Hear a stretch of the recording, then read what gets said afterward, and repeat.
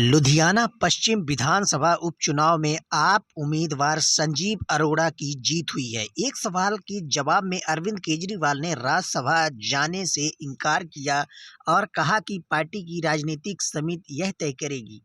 विधानसभा हल्का लुधियाना पश्चिम उपचुनाव में आम आदमी पार्टी की शानदार जीत पर पंजाब के सीएम भगवंत मान ने भी सभी को बधाई दी है।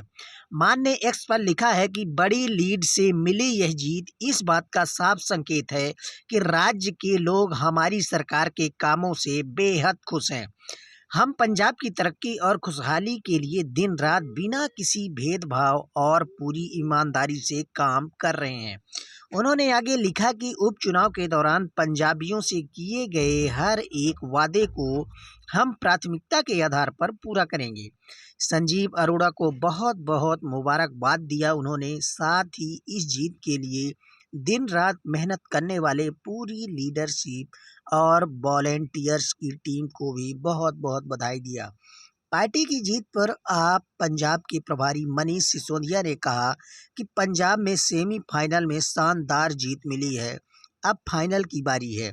गुजरात की 2 सीटों पर हुए विधानसभा उपचुनाव में नतीजे 23 जून को घोषित किए गए, जहां बिसावदर सीट पर आपके उम्मीदवार गोपाल इटालिया जीते हैं।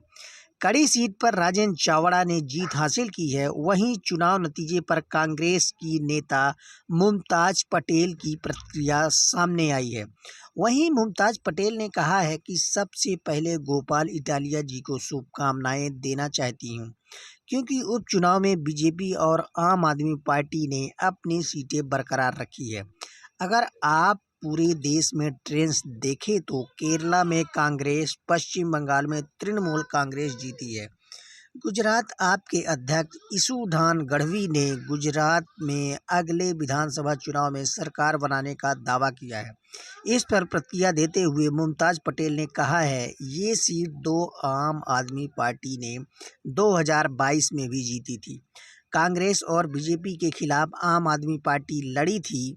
वहीं आम आदमी पार्टी जो कर रही है, जाहिर है कि हर पार्टी मेहनत करेगी।